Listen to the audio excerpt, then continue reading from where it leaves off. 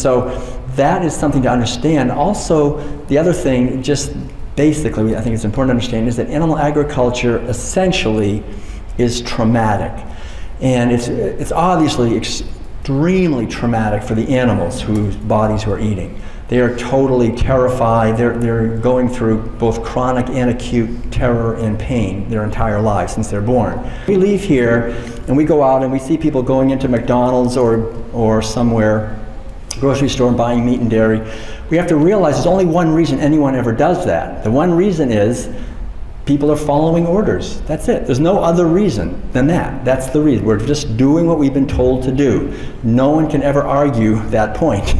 No one's eating meat and dairy for any other reason than they're following orders that were injected into us against our will from the time we're little infants by every institution in our society, by our family, by the religion, by education, by the government, by the media, by the corporations, by the banks. Every institution in our society is in total agreement about this, and we get injected with this, and it's very powerful. So the fact that for me anyway, the fact that anyone goes vegan is almost a miracle, because you have to actually question basically our parents, teachers, ministers, government officials, corporations. We have to question all of that. It's not easy, and our friends and family. I mean, when you think about all this, you would think that if someone came along and went and decides to go vegan, and then they tell their friends and family, hey, guess what, everyone, I decided to go vegan. And the friends and family would say, wow, that is awesome. You're going vegan? Man, that's so terrific. I mean, you're just like, you're using a lot less water, a lot less land. The wildlife can come back again. The health insurance is going to go down for everyone. Not going to be so many sick people. Wars will be less. Hungry people can be fed. I mean, you're living your life like you really care, and you're living your life to help others, to bless future generations. That is the greatest news. Thank you so much. I just love you. That's beautiful. Fantastic. Is that what they say when you tell them you're going vegan? I mean, why not? It's absolutely true, and yet this is the situation we find ourselves in. It's people say, "Oh, you're vegan. Oh, I guess I don't want to be your friend anymore." So we find ourselves, in many ways, in a situation where it's kind of like what Krishnamurti said. Krishnamurti said something like, it's not a good idea to be well-adjusted to a profoundly sick society. In many ways, we want to be well-adjusted to whatever society we're born into, and we get along and have everybody like us. And food is the main way that we bond and relate to each other, right? So when someone goes vegan, it's like we're questioning the main bonding and the main thing we do when we get together and what we're eating. Goes into this, and the history of this goes back to Iraq, actually, or that part of the Eastern Mediterranean area. People first started owning sheep, and then wild sheep, and then wild goats, and then later wild cows as property for food. We call it herding. It only goes back 10,000 years. It's a pretty recent thing. But when that happened, what rose concurrently with that was a wealthy class that was wealthy for one reason. They owned livestock. Livestock was wealth. We get the word capital, which the word capitalism comes from. Capita means head, as in head of sheep and goats. And so once certain people started owning a lot of capital, they got very powerful, and they controlled all the institutions in their society gradually over thousands of years. It was a very gradual revolution, but it was a revolution of reducing beings to things. These beings were no longer beings that were respected. Pigs and cows and other animals.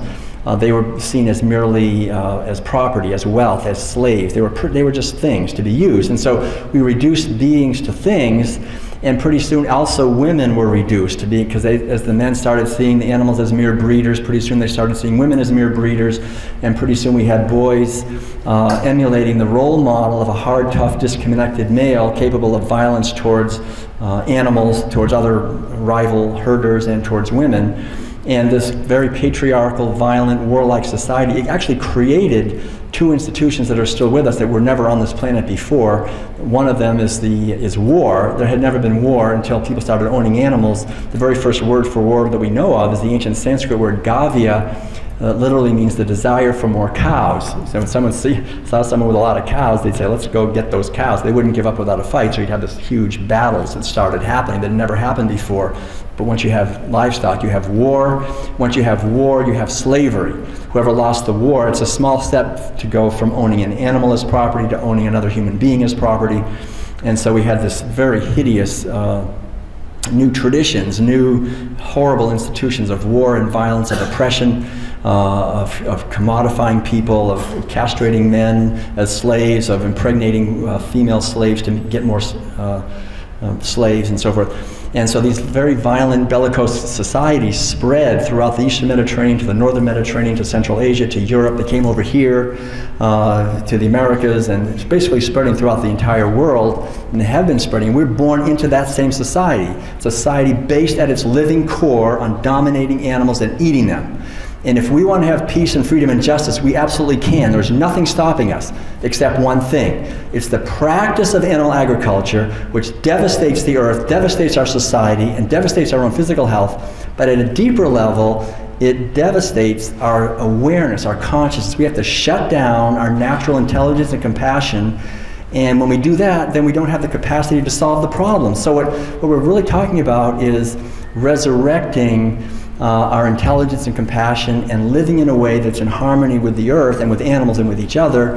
And all of it comes down to what's on our plates. It's also a mentality of privilege and elitism, essentially, because the subtext of every meal is that certain beings are inherently superior, other beings are inherently inferior, and it's totally fine for the superior beings to dominate and exploit the inferior beings. Every meal is basically, that's the subtext. We don't talk about it, but that's essentially that's the underlying assumption. And so we wonder why we have a society where essentially there's rampant inequality, where you have some, I just read the other day, I'm sure you're all aware of this, the 85 richest people in the world have more wealth than 3.5 billion people, right? I mean, this kind of inequality, again, every meal though is saying this is it, this is how it is. Some people are entitled, they're more entitled, they're worth more. So privilege and elitism, disconnectedness, also reductionism. The essential message of every meal is that certain beings are not beings, they're just things. We harvest them like they're just broccoli or something like that. And so again, with veganism, we're making an effort not to reduce beings to things, to see beings as beings. So veganism isn't any great thing. It's not being any better than anyone or anything like that. It's just simply coming home to our own heart, coming home to our true nature and to our true way of seeing. And when we see beings rather than just seeing things. Once we do that, that's a huge revolution, a benevolent revolution, because then we begin to honor and respect others. And when we begin to honor and respect others and esteem them, then we finally will find our own self-respect and self-esteem and self-confidence returning to us. So the other one, the other main one, there's a few more, but another main one is animal agriculture, essentially, maybe two more. One is it's exclusion. We learn every meal is to exclude other beings from the sphere of our compassion. What veganism is, obviously, is radical inclusion. It's saying I'm going to include all beings within the sphere of my kindness and compassion. I'm not going to exclude anyone. I'm going to include everybody. I care about everyone. I care about other human beings, hungry people, future generations, ecosystems, animals, wildlife. Care about and love every being, every expression of life. It's a wonderful foundation for living. As soon as I start excluding, I'm excluded. And it creates suffering and misery, ultimately. So it's really about, again, questioning these underlying assumptions.